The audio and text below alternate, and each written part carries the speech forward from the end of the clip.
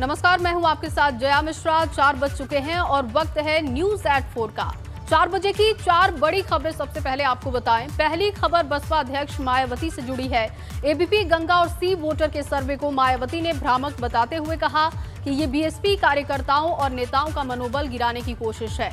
दूसरी खबर, मुख्यमंत्री योगी ने आज भी बाढ़ प्रभावित क्षेत्रों का दौरा किया। सिद्धार्थनगर और गोरखपुर का दौरा उन्होंने किया। तीसरी खबर, उत्तराखंड के मुख्यमंत्री पुष्कर सिंह धामी ने पहली बार जनता दरबार लगाया। जबकि चौथी बड़ी खबर टोक्यो पैरा ओलंपिक से है, जहां पर सुहास एलवाई और कृष्णा नागर बैडमिंटन के फाइनल में पहुंच चुके हैं।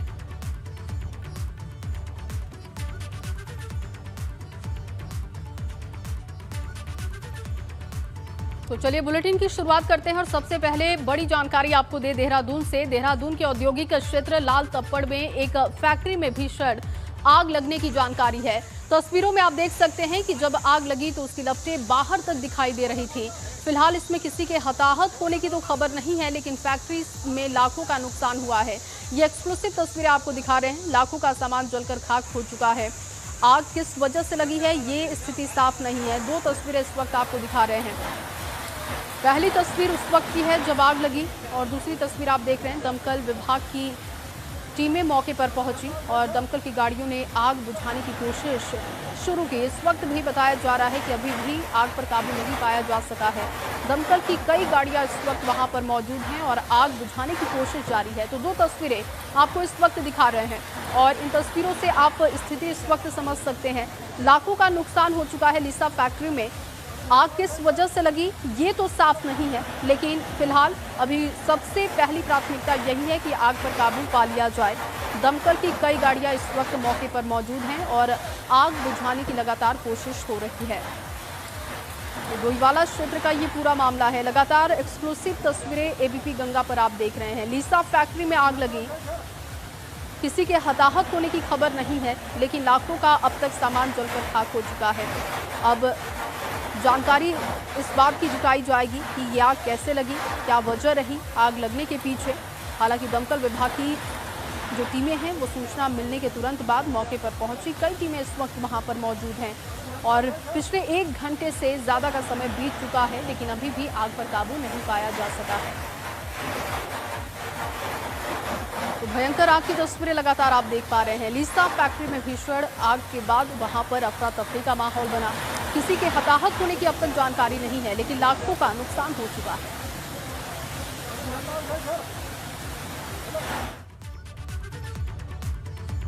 अगली खबर मसूरी से है, जहां कैंपटी फॉल में जलस्तर बढ़ने के बाद अफरा तफरी का माहौल बना हुआ है। लगातार बारिश के बाद कैंपटी फॉल का जलस्तर बढ़ता जा रहा है। तस्वीरें भी देख पा रहे हैं आप। पुलिस प्रशासन ने आसपास के इलाकों को खाली करवाया है। एक्सक्लूसिव तस्वीरें हम इस वक्त आपको दिखा रहे हैं। कैंपटी फॉल की ये तस्वीरें हैं। सामान्य दिनों में पर्यटक यहाँ पर पहुँचते हैं इस नज़ारे को देखने के लिए, लेकिन जब जलस्तर लगातार कैंपटी फॉल का बढ़ता जा रहा है तो आसपास के इलाकों में अब खतरा भी बढ़ते जा रहा है। इसी के साथ पुलिस और प्रशासन की टीमें सुरक्षित स्थानों पर लोगों को पहुंचा रही है। जो आसपास के इलाके हैं वहां पर अलर्ट है और आसपास के इलाकों को खाली किया जा रहा है। कैंपटी फॉल में जलस्तर बढ़ने के बाद लोगों में एक डर का माहौल बन गया है। लगातार बारिश के बाद कैंपटी फॉल का जलस्तर बढ़ता जा रहा है।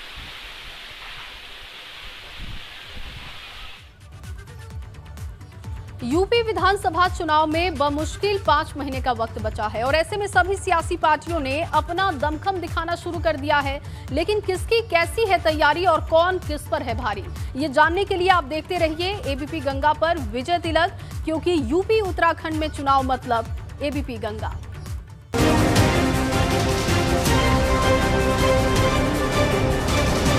विजय तिलक।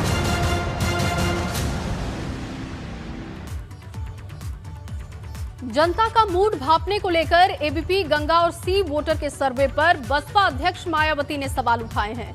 मायावती ने कहा कि यह सर्वे बसपा के कार्यकर्ताओं और नेताओं के मनोबल को गिराने वाला है। उन्होंने कहा कि जनता इस सर्वे पर ध्यान नहीं देगी और इस बार बसपा की ही सरकार बनने जा रही है।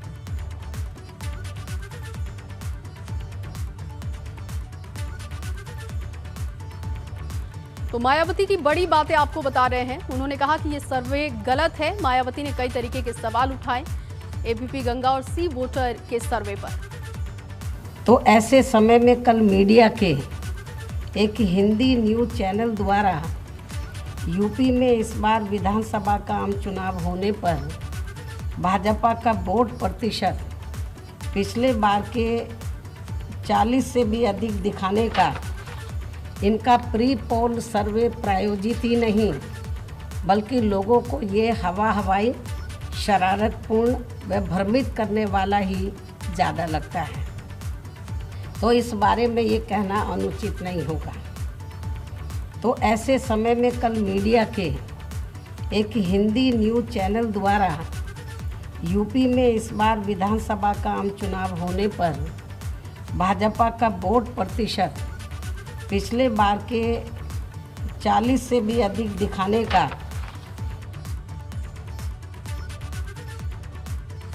और चलिए अब आपको सुनवाते हैं कि सर्वे को लेकर मायावती ने क्या बातें कही और कैसे सर्वे में मिल रही लगभग 10 सीटों के दावे को उन्होंने खारिज किया। कल मैं जब इस सर्वे को देख रही थी तो वहाँ पर जो विश्लेषण करने वाले लोग बैठे हुए थे या हर पार्टी के जो प्रवक्ता बैठे हुए थे, मैं उनके चेहरे देख रही थी। सभी प्रवक्ता पार्टियों के बैठे हुए थे, तो जब वो दिखा रहा था, हालांकि वहाँ लेडी थी, वो जब वो बता रही थी तो किसी के गले से नहीं उतर रहा था, चेहरों से स्पष्ट तौर पर ये लग रहा था मुझे। और जब एक विश्लेषण करने वाले ने तो थोड़ा सही बोलना चाहा तो उसको रोक दिया गया। तो कहने का तात्पर्य यह है कि ये जो भी कुछ इतना जल्दी ये जो प्री पोल सर्वे दिखा रहे हैं, इसका मतलब ये है कि इनकी हालत बहुत ज़्यादा ख़राब है, जबकि इनको ये मालूम होना चाहिए कि बीएसपी के लोग पहले से ही इस प्रकार के षड्यंत्रों का सामना करने के लिए हमेशा तैयार रहते हैं और इस सर्वे के भी बहकावे में वे कतई भी आने वाले नहीं हैं, बल्कि इस सर्वे की चुनौती को स्वीकार करते हुए अब वे और भी ज़्यादा जिद, जोश, हिम्मत व मेहनत के साथ काम करेंगे। मुझे अपने लोगों के ऊपर ये पूरा भरोसा है। साथ ही जब से बीएसपी के तत्वाधान में तो प्रबुद्ध वर्ग के सम्मेलन हो रहे हैं पूरे उत्तर प्रदेश में और पूरे यूपी का ये जो दौर है आज ख़त्म हो जाएगा और इसका समापन जो पहले चरण का जो समापन जो प्रोग्राम होगा इस प्रबुद्ध सम्मेलन के कार्यक्रम का, तो वो 7 तारीख को होगा। उसके बाद फिर हम दूसरे चरण में आगे बढ़ेंगे ये जो प्रबुद्ध समाज को तैयार करने के लिए। तो इसको लेकर जब से ये कामयाब हुए बड़े दुखी हैं। और इतना ही नहीं, अब तो ये बीएसपी की नकल करके भारतीय जनता पार्टी अब खुद अपने प्रबुद्ध सम्मेलन करने के लिए जा रही है। वहीं अयोध्या में एआईएमआईएम के शोषित वंचित समाज सम्मेलन का अयोध्या के संतों ने विरोध किया है। दरअसल संतों ने असदुद्दीन ओवैसी के पोस्टर पर फैजाबाद जिला लिखा होने की वजह से नाराजगी जाहिर की। इस मुद्दे पर संतों का कहना है कि रैली अयोध्या में नहीं होने देंगे और संत समाज इसका विरोध करेगा। आपने क्या कहा? आखिर आपको इतना चिढ़ अयोध्या से क्यों है? आप फैजाबाद क्यों कर रहे हो भाई? जब सरकारी अभिलेख में अयोध्या जिले का नाम दर्ज हो गया तब आपके पोस्टर पर क्यों फटा फैजाबाद का नाम? तो दुर्भाग्य है आपकी भाव, आपकी विचारधारा इसका पुरजोर विरोध और निंदा करते हैं और मांग करते हैं आप अपनी पोस्टर को डिलीट करो, नहीं तो आपके लिए अच्छा नहीं होगा। अयोध्या में से शुरुआत जितने भी नेता हैं सारे लोग इलेक्शन की शुरुआत अयोध्या कर रहे हैं। सवाल रहा जो है अयोध्या का, अवैसी भी अयोध्या आ रहे हैं। अयोध्या में अवैसी की ज़रूरत नहीं है। हम ये चाहते हैं कि उत्तर प्रदेश का मुसलमान हो और हमारे यहाँ अयोध्या का चाहे मुसलमान हो।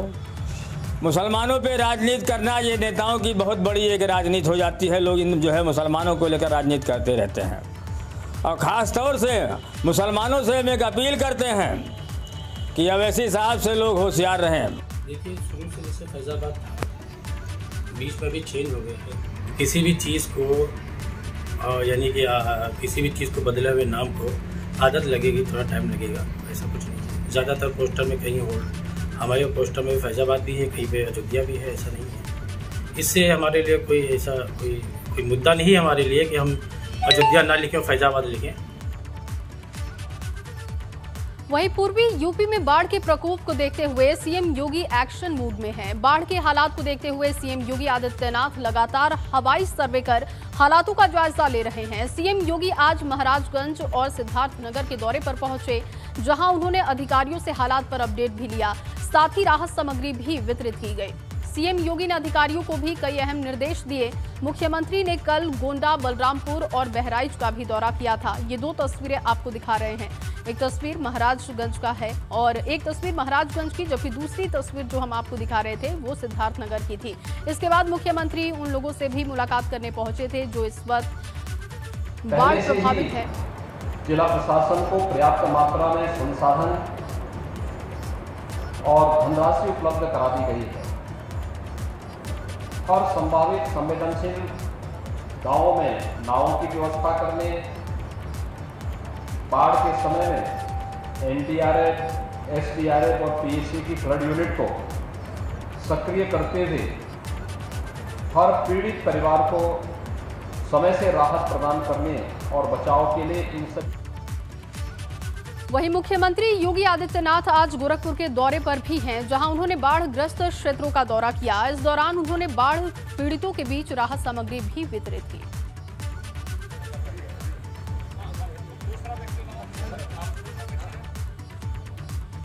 अब खबर अमरोहा से है, जहां अमरोहा में मूसलाधार बारिश ने नगर पालिका के दावों की पोल खोलकर रख दी है। नगर कोतवाली तालाब में तब्दील हो चुका है। यहां हर तरफ पानी ही पानी दिखाई दे रहा है। पुलिसकर्मी इस गंदे पानी में आवाजाही को मजबूर हैं। यहां फरियादियों को भी मुश्किल का सामना करना पड़ रहा है।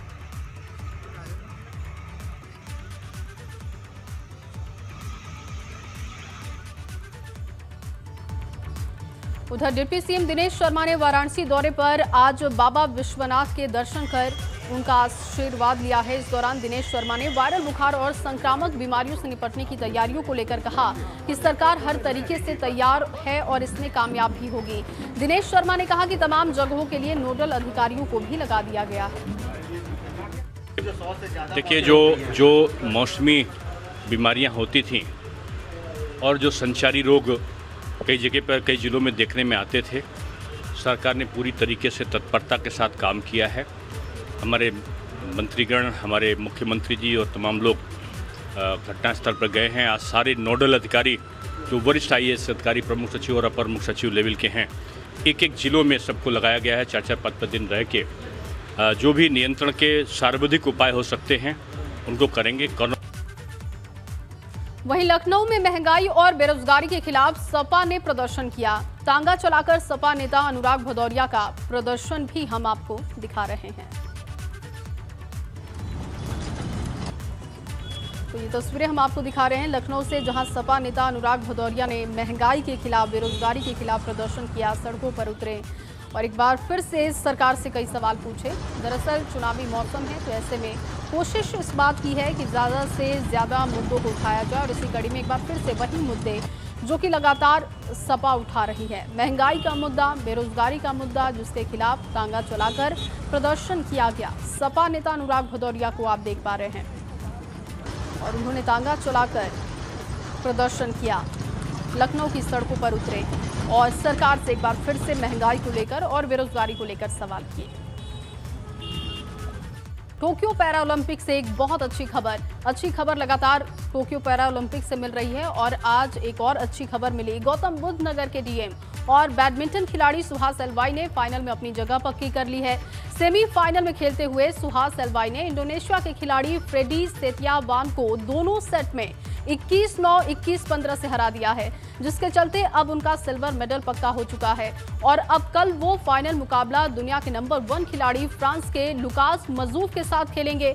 आपको बता दें कि पैरालंपिक में खेलने वाले और मेडल जीतने वाले पहले प्रशासनिक अधिकारी बने हैं सुहास एलवाई, तो उनके लिए बड़ा दिन है।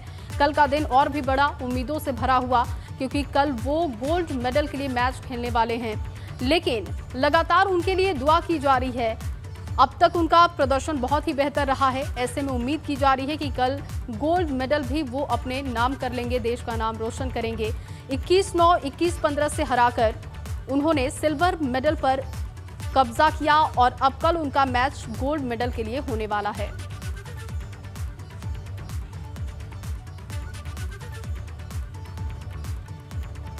तो सिल्वर पक्का हो चुका है। कल गोल्ड मेडल के लिए सुहास एलवाई खेलने वाले हैं। सुहास ने फाइनल में पहुंचने की खुशी जाहिर की।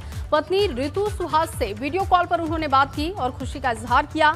गाजियाबाद के एडीएम के पद पर तैनात है रितु सुहास। उनसे बात की है हमारे संवाददाता शक्ति सिंह ने, सुनते हैं। इस समय रितु सुहास हमारे साथ हैं। मैम, सबसे पहले आपको बहुत बहुत शुभकामनाएं और आपको अग्रिम बधाई गोल्ड की। तो आशा करते हैं कि गोल्ड भी हमारे पास आएगा। आज पूरा देश आपको बधाई दे रहा है और गोल्ड के लिए दुआएं मना रहा है। आपका क्या कहना है? मैं कहना चाहूँगी कि समस्त देशवासियों को आज इस अवसर की बधाई और उन सब की दुआएं हैं जो आज यहाँ तक डीएम साहब पहुँचे हैं। और इसके साथ ही मैं ईश्वर को भी धन्यवाद दूंगी, क्योंकि ये मेहनत सब करते हैं लेकिन उस पे मोहर सिर्फ भगवान के हाथ में होती है। भगवान ही सब कुछ देता है। God is really kind. और सबको बहुत बहुत धन्यवाद। मैम, किस तरीके से पार्टिसिपेट सर ने की? सर से कुछ बातचीत आपकी हुई हो तो उसके बारे में कुछ बताइए कि सर से इस समय आपकी क्या बातचीत हुई है? मेरी हर मैच से पहले बात होती है। इनफैक्ट सवेरे चूँकि जापान 3.5 घंटा आगे है तो लगभग 2-2:30 बजे सुबह मैं उठती हूँ। एक वेकअप कॉल देती हूँ सर को और कोच को कि वो उठवा दें जब वहाँ 6 बजा होता है। और फिर बात करने के बाद जब मैच होता है फिर वो खेलते हैं। मैं मैच नहीं देखती क्योंकि मुझे बहुत ज़्यादा एंग्जाइटी होती है। मैं मैच नहीं देखती हूँ। मुझे मेरे मित्र और सर के दोस्त जो हैं वो व्हाट्सएप से बता देते हैं कि स्कोर कैसा चल रहा है और मैच के बाद फिर मैं बात करती हूँ। कल जो मैच होने वाला है उसे किस तरीके से आप लोग देखेंगे और क्या रहने वाला है? कितने लोग आपने क्या उस समय बैठ के उस समय मैच को देख रहे होंगे? और कल का मैच वास्तव में बहुत ही इसमें एंग्जाइटी है, एंक्शसनेस भी है। बट मैंने ये सोचती हूँ, मैंने उनसे कहा भी है कि इसमें बहुत ज़्यादा स्ट्रेस अब लेने की ज़रूरत नहीं है, क्योंकि जीत तो निश्चित हो ही गई है और आप इसको ज़रूर करेंगे और अच्छा करेंगे, क्योंकि आपके